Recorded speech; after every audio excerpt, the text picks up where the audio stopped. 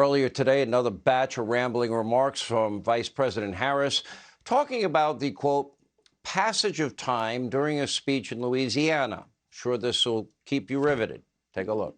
The governor and I, and we were all doing a tour of the library here and talking about the significance of the passage of time, right? The significance of the passage of time. So when you think about it, there is great significance to the passage of time in terms of what we need to do to lay these wires, what we need to do to create these jobs.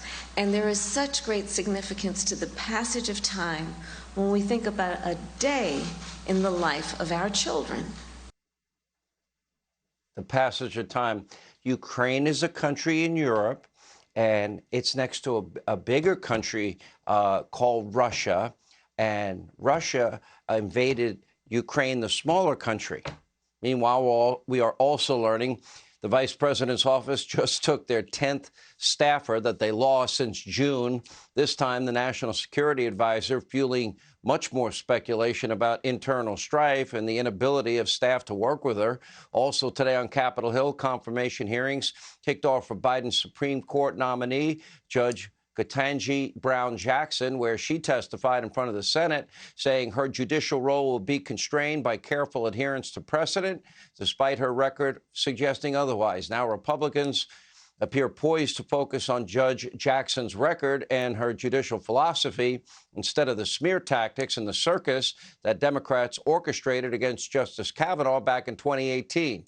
Here with reaction to all of this, Fox News Speaker of the House, Fox News contributor Newt Gingrich. So we got Joe, the cognitive mess as president. We got Kamala Harris. It's kind of a disaster unfolding every day, and not far behind them is her own struggling cognitive mess that is Nancy Pelosi. So I don't really have a lot of confidence in the government right now, Mr. Speaker, but maybe I'm wrong. You help me out. Well, first of all, if you want a strong reason to pray for the health of the President of the United States, you are reminded again today that that reason is the Vice President. She's not only totally incoherent, he may or may not have cognitive decline problems at his age, but at her age, she's just dumb. I mean, let's be clear. Kamala Harris may be the dumbest person ever elected Vice President in American history, and that's why people keep resigning. I mean, if you were her national security advisor and you were competent and you'd worked hard and you knew what you were doing and you watched her in Poland break up laughing when she's asked about Ukrainian refugees, you had to feel a sense of total humiliation. So I'm not surprised that that particular advisor resigned, because it's very clear that Kamala Harris should never, ever be allowed to leave the country. She probably shouldn't be allowed to leave the Naval Observatory, which is the residence of the Vice President. She is a constant danger to herself and to the rest of us. I don't have confidence in either of them. Looking at the situation as it's unfolding in Ukraine. Now, I talked about the Reagan doctrine, I talked about the Trump doctrine, and I've talked about politicians that get us into endless wars. They start out gung-ho. They don't fight them to win the wars. They politicize the wars, and then they pull out our troops, like in Afghanistan, after how many thousands of Americans are dead and how many thousands of other Americans have incredible injuries. We can't do this anymore, Mr. Speaker, can we?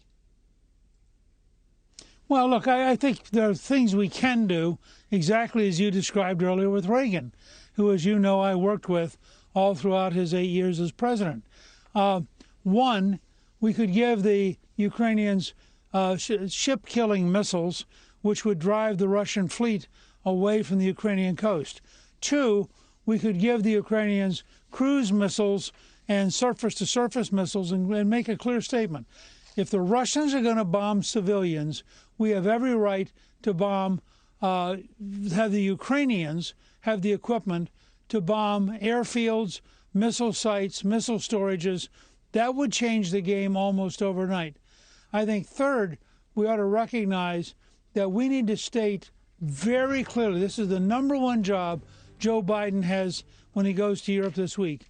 We need to state very clearly that if you start using chemical weapons, we will respond within hours.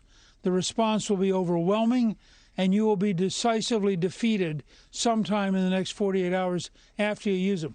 We cannot relax and allow Putin to continue to be a war criminal who thinks he can get away with anything because the American president is too timid and too cautious to do anything. And I will say also, I'm told by people who are pretty well informed that the National Security Advisor is a major problem because he keeps slowing down all the things that need to be going to Ukraine. He ought to be fired and replaced by somebody who'd actually like to defeat Putin in Ukraine, not help him win. All right, Mr. Speaker, thank you for being with us. Appreciate it. Smart. Maybe you can be president. We need somebody. Jobs wide open. Nobody's really paying attention there or knows what they're doing. When we come back, the mob, the media facing widespread backlash after being forced to admit Hunter Biden's laptop was not a hoax. Unfortunately, most of them still are hiding and won't admit their error.